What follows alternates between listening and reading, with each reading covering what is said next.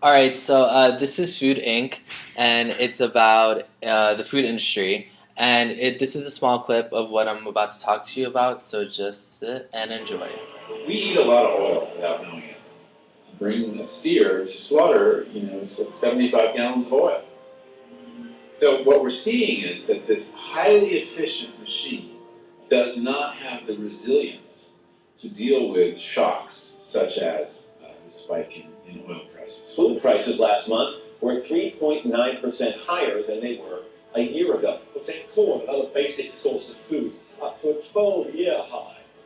For a while, we could sell grain so cheaply anywhere in the world, farmers in other countries who aren't being subsidized could not compete with us, so that their capacity to grow food for themselves was compromised. The world's running out of food. Nobody's talking about it. We have no reserves. There have been protests around the world, but food prices has already brought down one government. A month doesn't go by where there isn't a story in the news that peels back the curtain on how that industrial food is made. Downers, too ill or lame to walk, being brutalized to get them to their feet for slaughter. Millions of gallons of concentrated hog manure, flushing their contents downriver. The government's food czar reported that there are no tools in place to track the origin of the latest salmonella outbreak. Every time one of these stories comes out, America learns a little bit more, what's going on in the kitchen where their food is being prepared. Okay, so this is a documentary about the food industry. This is just a small aspect of how the industry has completely changed the way people eat. It used to be more natural and organic foods that make its way to the dinner table, but now it's all processed and manufactured. Fast food restaurants, the supermarket, and even the government have all had their hands tied to the ever-changing food industry. All these different organizations say that the products that they produce are safe, but after investigation and research, you can't find any better product than when it's grown all natural. We're going to start talking about the fast food industry.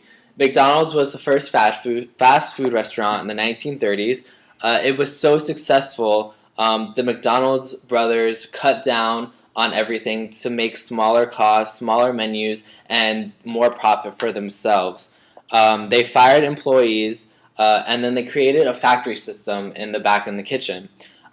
Since then, employees were trained and created a lower wage, and they were able to do one thing only. So one person would put cheese on the patty, or one person would grill all day, and they only had one thing to do, so they were able to cut the cost on their wages also. It was cheap food, it tasted good, and McDonald's is now one of the largest purchasers in the USA of beef, chicken, potatoes, apples, tomatoes, and lettuce. And it all comes down to the demand of food. They found quicker ways to grow things, and so since more people wanted the food, they had to figure out a way to, no matter what, even how cheap it tastes, to get it out there and into the consumer's hands. Chicken in the 1950s typically took 70 days to grow, versus today it takes 48 days to grow. But it's also twice as big. People like white meat, so they re-engineered the chicken so that it grows bigger breasts. After the decline of tobacco, many tobacco farmers in the South turned to chicken farming because that was the way to make money.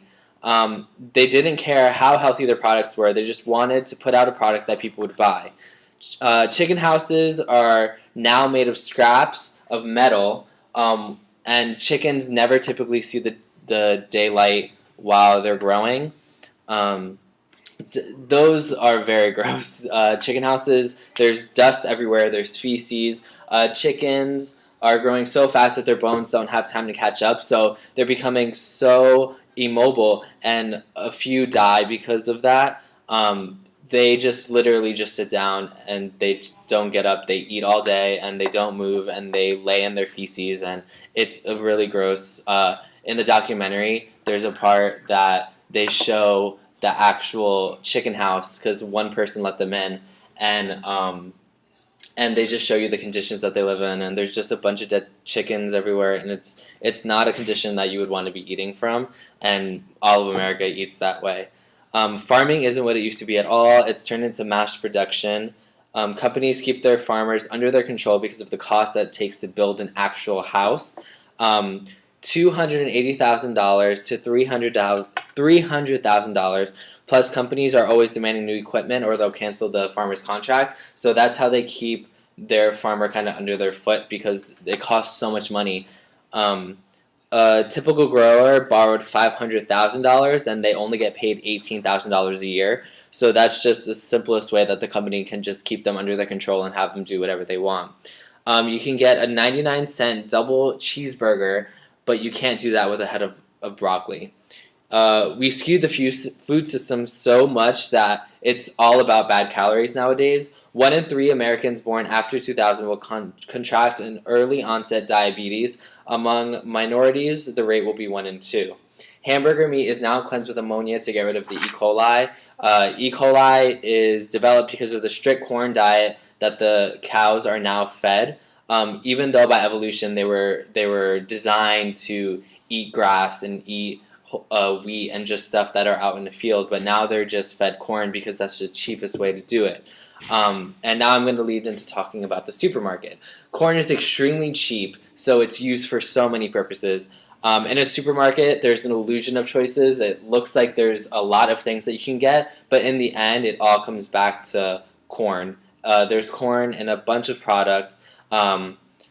It's just all clever rearrangements of it. About 90% of products in supermarkets actually have corn in it or some type of soybean. Corn products are ketchup, cheese, Twinkies, batteries, peanut butter, Cheez-Its, salad dressing, Coke, jelly, sweet and low syrup, juice, Kool-Aid, charcoal, diapers, Motrin, meat, and most fast food. E. coli is deadly if meat that humans eat is contaminated by it, and it's not an unlikely thing that it'll happen. It's actually very likely. There was several E. coli outbreaks in the U.S. just a few years ago, and it continues to happen today. 20 years ago, 20 bushels in 1 acre of corn was common, but now 200 bushels is not uncommon at all.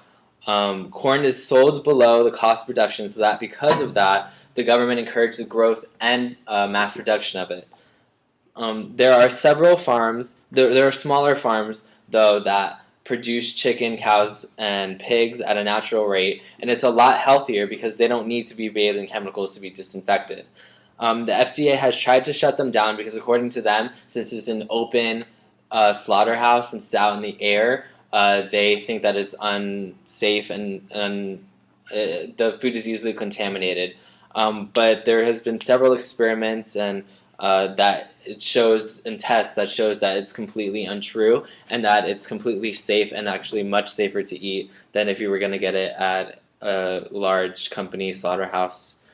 The FDA, Food and Drug Association, that's what it stands for, is a part of the government and is only another indication to show how corrupt the government system actually is when it comes to the food industry.